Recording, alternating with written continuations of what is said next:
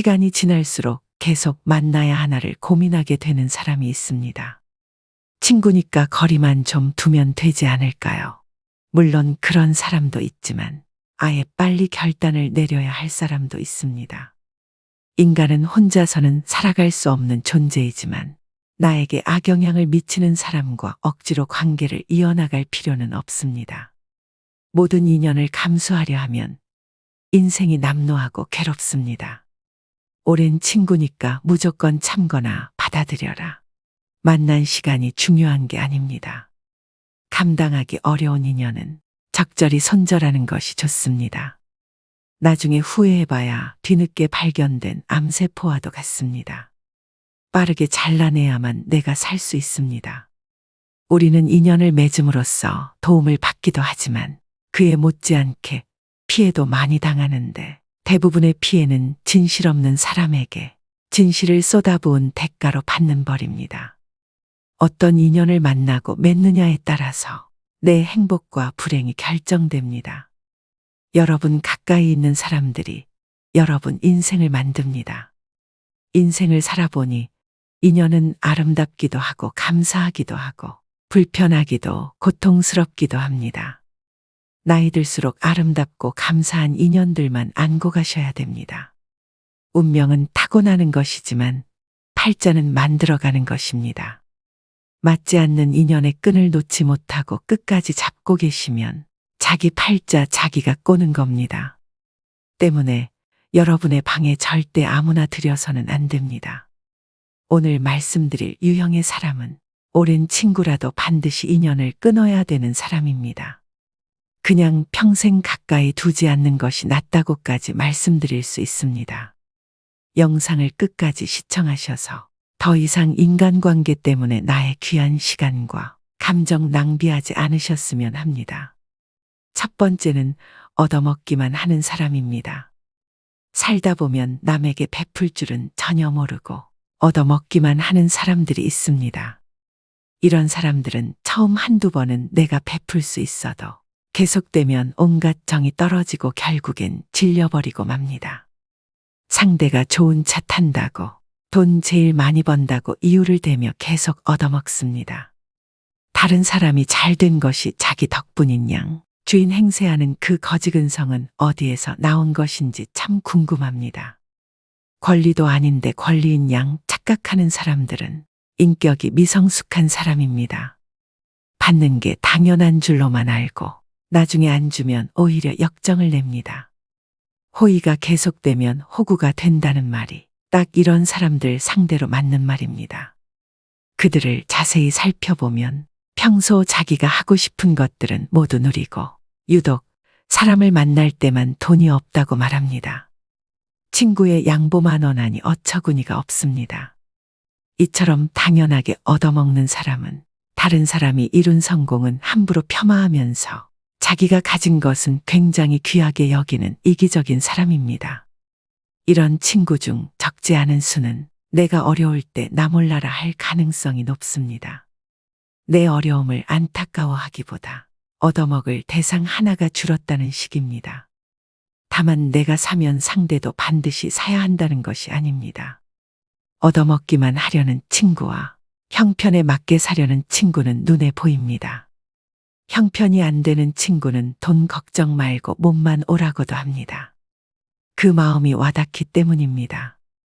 얻어먹기만 하는 친구는 작은 이익에 집착하는 옹졸함과 이기적인 면이 관계를 해칩니다. 친구를 이용만 한다는 생각에 만남이 짜증스럽습니다. 이런 친구에게 쓰는 돈은 헛돈 쓰는 것과 같습니다.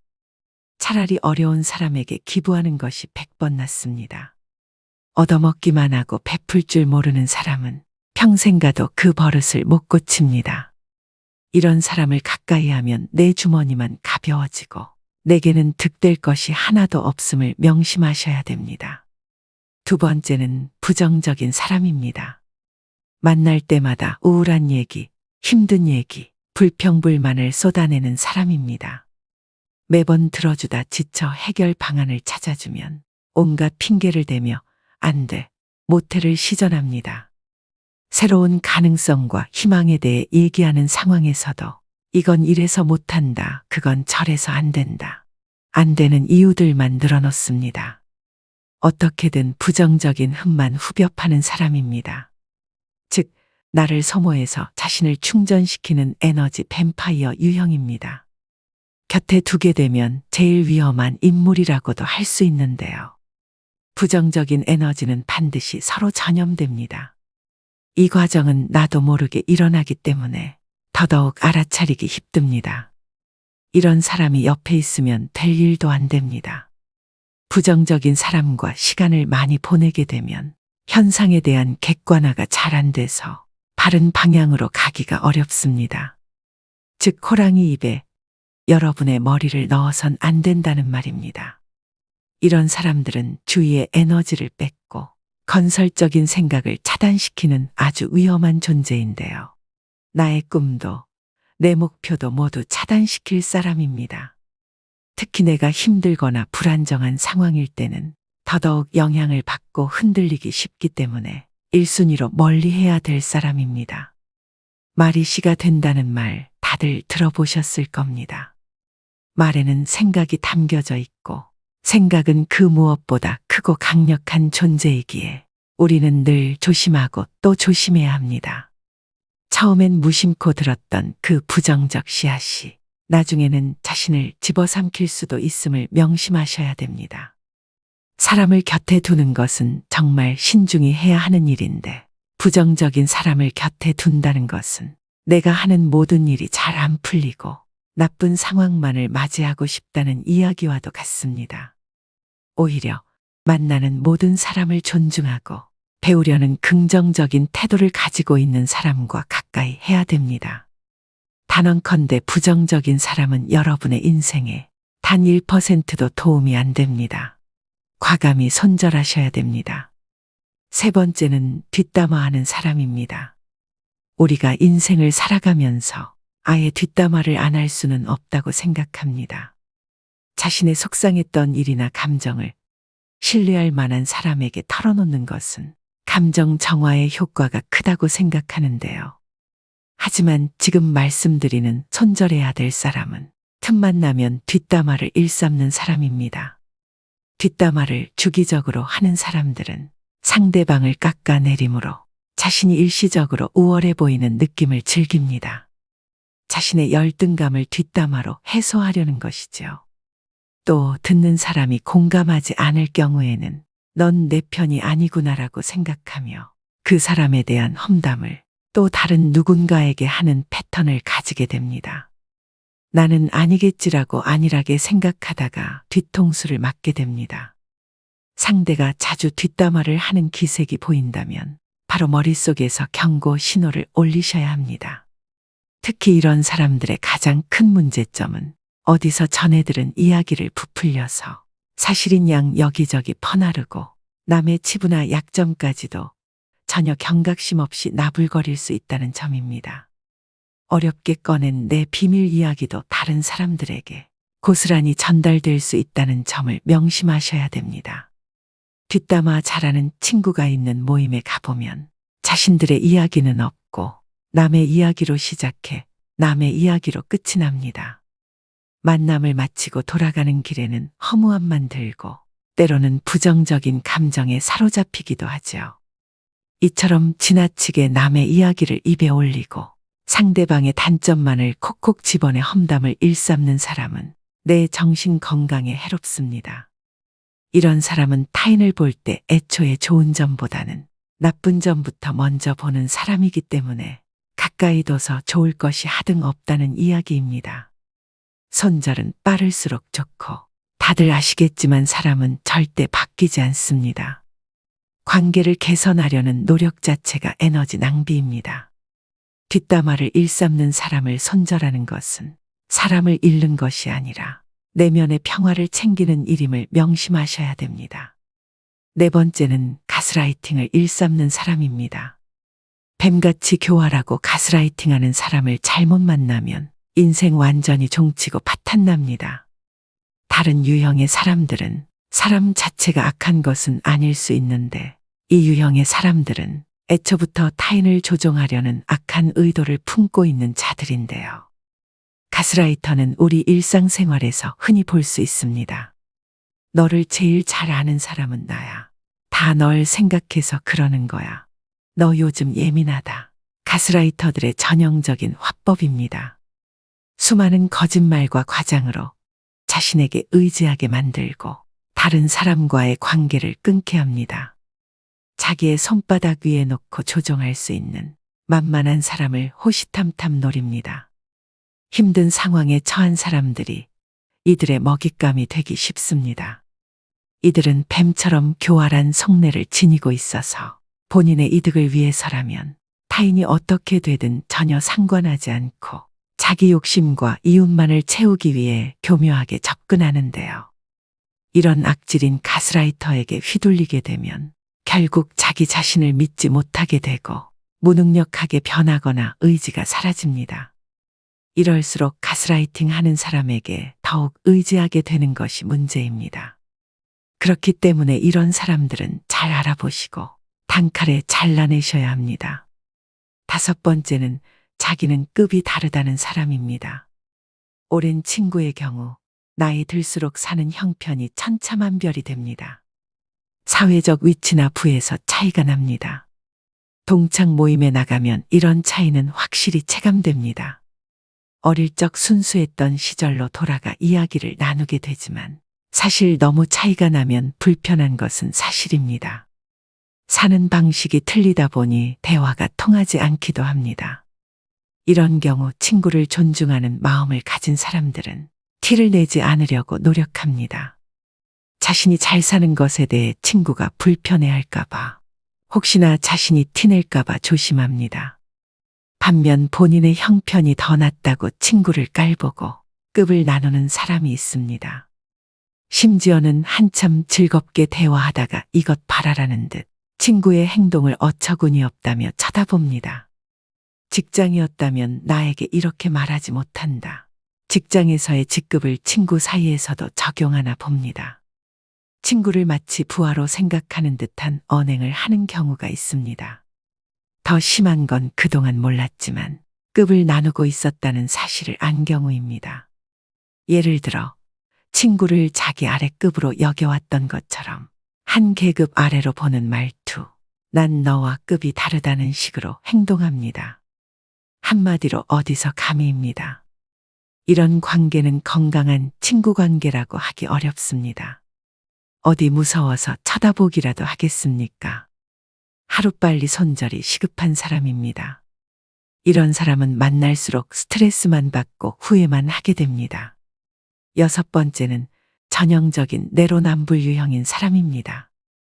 같은 상황 속에서도 나는 되고 너는 안 된다고 하는 사람들이 있습니다. 이런 사람 특징은 자기 자신에게는 한없이 관대하고 남에게는 옹졸해서 엄격한 잣대를 들이밀죠. 진정 성숙하고 그릇이 넓은 사람이라면 이와는 반대로 적용합니다. 자기 자신은 엄격하게 돌아보고 다른 사람은 너그럽게 용서할 줄 알아야 합니다. 하지만 이런 내로남불 유형의 사람들은 남이 자기에게 하는 실수는 티끌만큼도 용납을 못하면서 자기가 저지른 잘못은 그럴 수도 있지라며 뻔뻔한 태도로 일관합니다. 또 이런 사람은 남에게 미안하다는 사과도 전혀 하지 않고 본인의 잘못을 인정할 줄도 모릅니다. 이런 사람을 두고 참으로 낯짝이 두껍다, 뻔뻔하다는 표현이 있는 것이겠죠. 그야말로 천상천하 유아독존에 제 잘난 맛에 사는 사람입니다. 애초에 자기를 향한 기준이 너무 관대하고 자기 객관화가 안 되는 사람이기 때문인데요. 이런 사람과 대화를 하다 보면 우라통이 치밀거나 속에 천불이 납니다. 이 사람과 똑같은 사람이 되기 싫어 꾹꾹 참으며 배려심 있게 행동하지만 결국 같은 상황이 되풀이되는 악순환입니다. 이런 사람과 엮이면 매우 피곤하고 아무리 말을 하고 설득을 해도 씨알도 먹히지 않기 때문에 그냥 차라리 조용히 손절을 하고 멀어지는 것이 내 심신안정에 이로운 길입니다. 마지막 7번째는 시간이 아깝게 느껴지는 사람입니다. 의미 있는 만남인지 아는 방법은 무엇일까요? 누군가와 헤어져 집으로 갈 때 발걸음이 가볍고 기분이 좋다면 의미 있는 만남이라고 말합니다. 반대로 울적하고 함께 보낸 시간이 아깝게 느껴진다면 잘못된 만남으로, 이런 만남은 인생을 소모하고 있다는 찝찝함을 남기기 때문에 되도록 피하는 게 좋다고 당부드립니다. 시간을 헛되이 낭비할 바에는 친구를 잃는 쪽을 택하셔야 됩니다. 흘러간 시간은 돌이킬 수 없지만 친구는 새로 사귈 수 있기 때문입니다. 생각보다 인생은 짧습니다. 나이 먹을수록 시간의 의미를 깨닫고 만남을 소중히 여기게 됩니다. 이때 만남은 양이 아니라 질입니다. 사람을 만났는데 느낌이 싸하거나 거북하다면 일단 만남을 중단하는 것이 좋습니다. 이런 사람은 앞으로 위험을 몰고 올지도 모릅니다.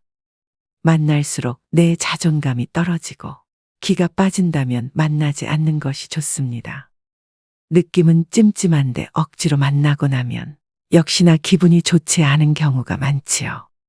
책 적정한 삶의 저자인 김경일 심리학과 교수가 한 강연에서 제안한 전화번호를 차단하는 방법도 효과적이라고 생각합니다. 찜찜한 사람에게 전화가 오면 조마조마할 때가 있습니다. 전화를 받으면 자기도 모르게 약속을 잡고 약속일이 다가올 때까지 스트레스를 받습니다. 아예 번호를 뜨지 않게 하면 이런 고통에서 벗어날 수 있습니다. 우연히 만나게라도 되면 전화기를 바꾸다가 연락처를 모두 날려버렸다고 하면 됩니다. 이때 절대 구구절절 설명하려 들지 마십시오. 내 마음도 부담스럽고 상대방에게도 들키게 됩니다. 가볍고 간단하게 말하면 됩니다. 죄 지은 사람처럼 행동하고 길게 설명하는 태도는 재발절인 행동입니다. 이런 사람과 애써 만남을 유지하면서 내 소중한 수명을 깎아먹지 마시기 바랍니다. 오늘의 영상 어떠셨나요? 말씀드린 손절해야 되는 사람 유형 7가지는 친구를 떠나서 모든 인간관계에서 통용됩니다. 어릴 때는 인간관계를 정리하고 손절을 하면 세상 큰일이 나는 줄 알았습니다. 그런데 나이가 들수록 내 곁에 나와 잘 맞고 대화가 잘 되는 사람이 있다는 게 감사하다는 생각이 듭니다. 안 맞는 사람들은 하루라도 빨리 끊어내는 것이 내 인생을 윤택하게 만드는 길임을 깨닫습니다. 상처를 받을 것인지 말 것인지, 또 상처를 키울 것인지 말 것인지도 내가 결정합니다. 그 사람의 행동은 어쩔 수 없지만 반응은 언제나 내 몫입니다. 진정한 인연이라면 최선을 다해서 좋은 인연을 맺도록 노력하고, 스쳐가는 인연이라 생각되면 무심코 지나쳐버려야 합니다. 그것을 구분하지 못하고 만나는 모든 사람들과 헤프게 인연을 맺어 놓으면 쓸만한 인연을 만나지 못하는 대신에 어설픈 인연만 만나게 되어 그들에 의해 삶이 침해되는 고통을 받아야 합니다. 사람의 타고난 성격은 좀처럼 변하지 않으므로 고쳐 쓰기보다는 인연을 바꾸어 쓰는 것이 옳습니다. 즉 덩굴손 나무는 가까이 두면 감고 올라가 해롭게 함으로 싹을 잘라버려야 함과 같죠. 물론 상대방이 한두 번 잘못했다고 가차없이 손절하라는 것은 아닙니다. 오랜 친구니까 그동안 이해하고 넘어갔던 부분이 많으실 겁니다. 많이 만나보고 심사숙고해서 내리는 결정입니다. 아닌 줄 알면서도 끝까지 붙들고 계시는 분들이 많습니다. 놓을 땐 놓을 줄도 알아야 됩니다. 모든 미련은 시절에 달린 것이며 언제 떠나느냐의 분기점이 다를 뿐입니다. 다스림에는 한계가 있으며 이를 분별하는 것이 통찰력이죠. 오늘의 영상이 인간관계에 있어 통찰력을 기르는 시간이 되셨길 바랍니다. 오늘도 노후의 지혜와 함께 해주셔서 감사드립니다. 황금빛으로 무르익어가는 여러분의 지혜로운 인생을 언제나 응원합니다.